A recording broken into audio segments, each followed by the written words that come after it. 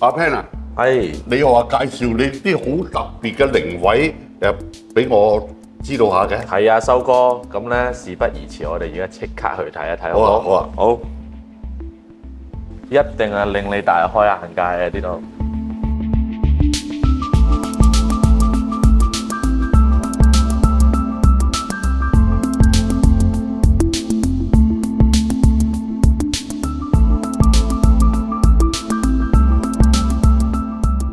係啊，Pen，你介紹一下呢個佛教嘅庵俾我哋知道下啦，好唔好啊？好啊，我哋10樓嘅嗰個設計咧，主要係佛教啦。咁版面其實係釋迦牟尼嚟嘅。咁我哋係一個好新穎嘅一個靈灰安置所啦，所以你會見到成個牆咧就係得呢個板進行一個好似一個裝飾牆咁樣嘅方式，啲人入到嚟亦都會叫做比較安心啦。咁唔會又話好似有幾百隻眼望住你咁。咁你亦都見到咧，我哋呢度有個透明嘅杯面，呢個係一個樣品嚟嘅。咁咧睇到裏邊其實會有好多花啊，好多嘅家私啦。咁其實係按照翻先人嘅喜好啦，佢嘅顏色嘅配搭咧，咁後人就可以幫佢去砌咁樣咯。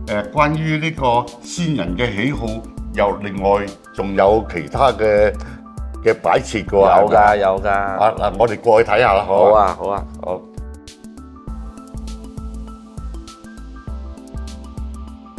咁而家我哋睇嘅呢一個位置咧，佢係屬於一個大啲嘅二人位，咁佢可以放到3個骨灰罌嘅。咁你見到嗰個設計其實會比較年輕化咗嘅，你會見到有台波啊、電視啊嗰啲類似嘅嘢。係啊，係啊。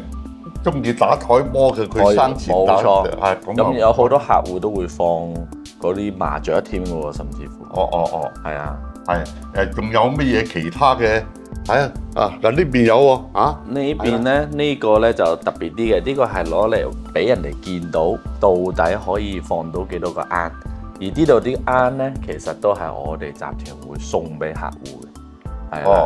咁同傳統嘅石罌嚟講嘅話咧，呢個就會多咗啲設計啦，多咗啲花紋啦，咁亦都優雅咗咯。係。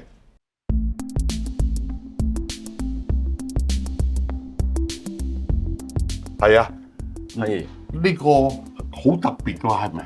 係啊，我哋善心咧，其實有13個尺寸嘅骨灰龕位啦。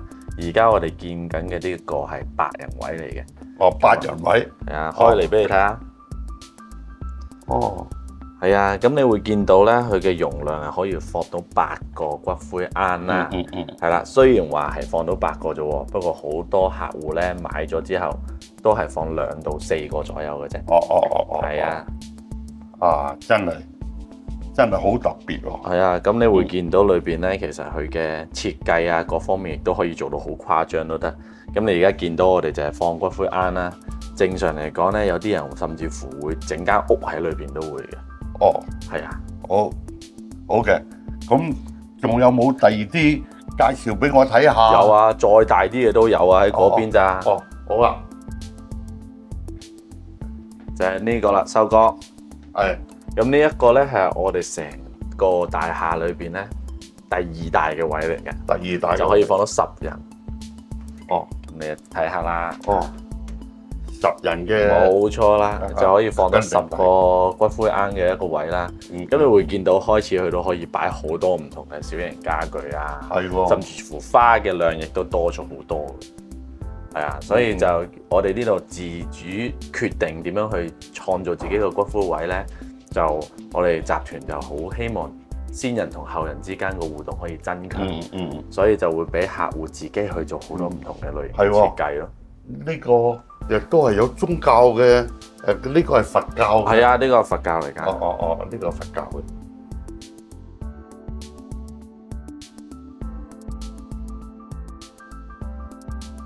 哇！呢個係咁大嘅係咩嚟㗎？係啦，呢個咧就係我哋嘅家族房裏邊嘅其中一個放骨灰龕嘅一個箱啦，咁樣嘅。家族。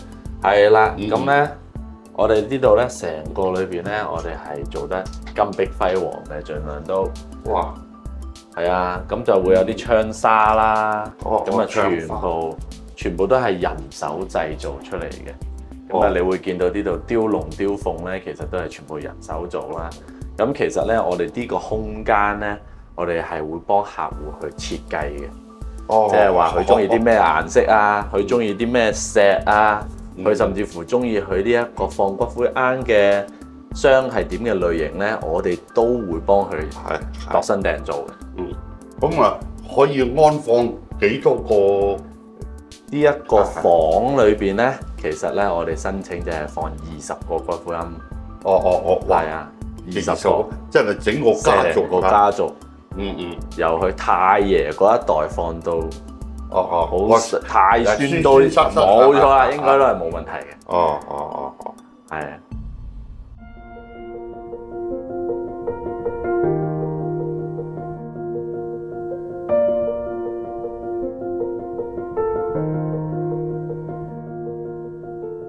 頭先咧，你介紹嗰個係佛教嘅喎。啱。但呢個係唔係都算係佛教嘅？冇錯，佢係屬於佛教裏邊嘅觀音娘娘啊。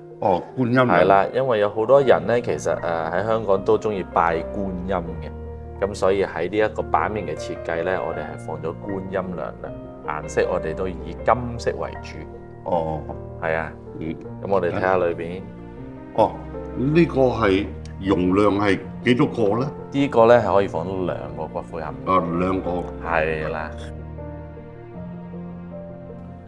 呢個咁特別嘅又係呢個咧就係8人位嚟嘅。8人㗎。係啦。咁頭先我哋喺10樓你都見到，我哋都有啲可以放到8個罌嘅灰位啦。係啊。不過主題唔同，顏色都唔同嘅。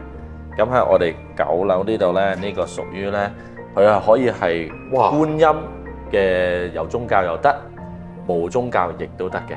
係啦。咁有好多人就係話我冇宗教嘅，不過我又中意呢個顏色喎。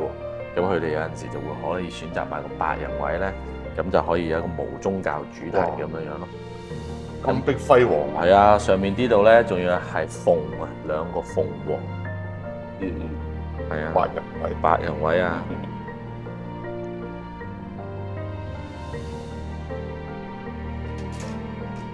係啦。我有樣嘢想問啦。咁啲人係咪隨時可以開得到嘅咧？其實咧喺現實當中確實係可以隨時隨地都開得嘅。不過我哋如果咧就係話上咗位嘅情況下咧，我哋喺呢度會有塊碑面就封住喺裏邊嘅。咁如果有啲人就係話放咗啲好貴重嘅嘢喺裏邊，咁點啊？咁我哋就會喺呢度有個好透明嘅玻璃，咁就係保護住裏邊嘅嘢。而且我哋呢度嘅保安好嚴謹嘅。咁啊，到處都係 security camera 咧，啲人入到嚟，其實我哋都會即刻知道咯。係啊，咁樣。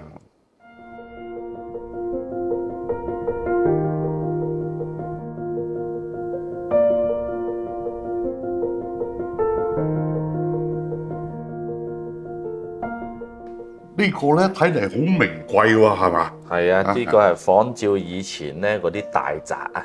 以前嘅大宅就有咩咧？有個禪縫啦，係咪？係啊。跟住之後咧，個門咧就金碧輝煌啦。咁每一個都係一個錢幣嚟嘅，你見唔見到呢度？係喎。係啦，咁就寓意就係幸運啦，係咪？錢幣就係一個幸運。咁咧，我哋嘅設計採取雙門開。咁就咧呢一個我哋睇緊嘅係可以容納3個骨灰龕，3個嘅，係啦。咁咧頭先你喺嗰邊就問到底可唔可以？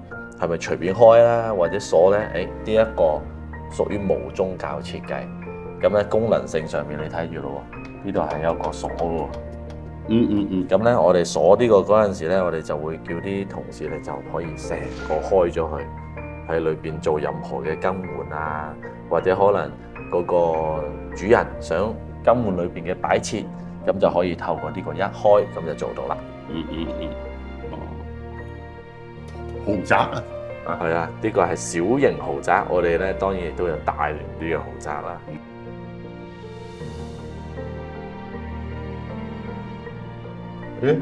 呢個又好似好特別咁喎，呢個。係啊，我哋而家咧位於8樓啦。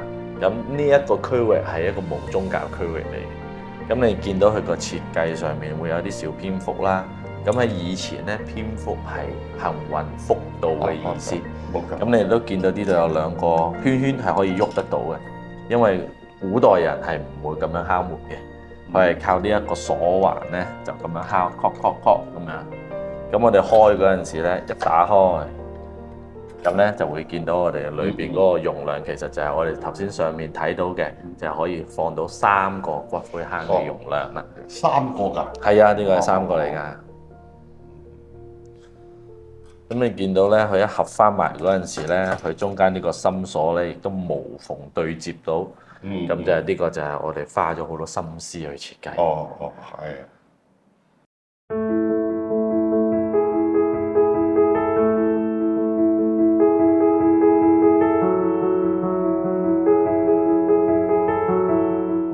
呢個咧係有宗教儀式㗎嘛？冇錯啦，呢個係天主教、基督教嘅一個區域嚟嘅。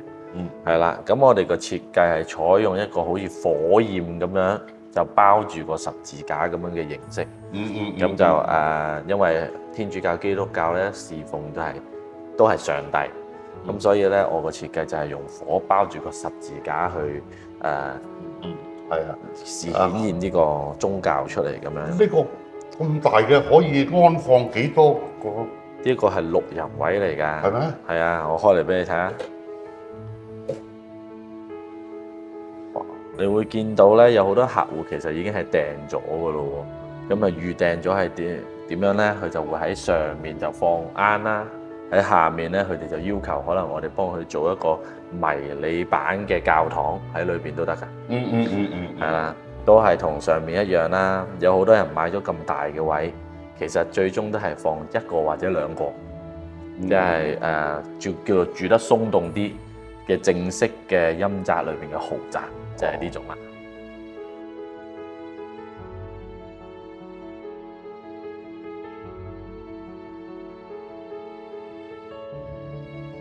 你擺咗啲嘢喺度，咁咪閂唔到門啦，係咪？咁啊，隔離會唔會阻住㗎？隔離係唔會阻住嘅。我哋每一個位咧開嗰陣時都係有90度嘅啫。咁90度就係去確保我哋唔會阻住咗隔離個位啦。第二個咧，呢塊板就係一個叫拜祭板。呢個拜祭板咧，其實得我哋集團可以設計到咁嘅啫。咁就每一個龕位都有佢自己嘅獨立嘅一個拜祭板啦。咁呢塊板咧上面咧就可以放類似呢啲小食品啊、飲品俾個先人享用啦。咁其實你頭先講到可唔可以閂到道門咧？其實係得嘅，因為呢塊板係可以拆出嚟，係一個外置式拜祭板嚟嘅。譬如長期咁擺喺度得唔得啊？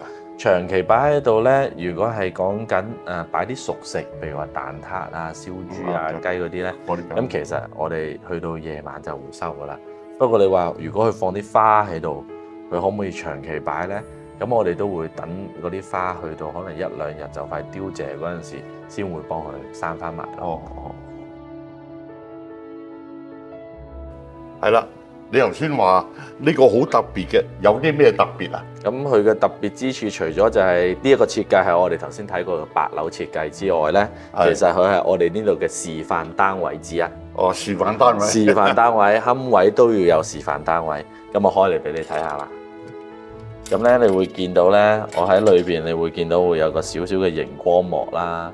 咁其實呢個熒光幕係可以放先人任何生前佢中意嘅一啲活動啊，同後人之間嘅互動嘅相啊，咁變咗後人嚟拜祭嗰陣時，每一次一打開就會有好多 flashback， 就見到晒佢哋之間嘅記憶咁樣。咁又有啲嘅小型家私啦，咁我喺呢度就放咗個棋啦。咁呢啲棋其實全部都係可以喐到嘅，只不過係一個磁石，所以佢唔會跌。係啦。咁啊有啲畫啦，咁呢啲畫係我哋啲同事畫出嚟，就係 for 呢一個嘅示範單位咁。呢個兩個呢個嘅大細咧係可以放到4個嘅大細嚟嘅。係啦。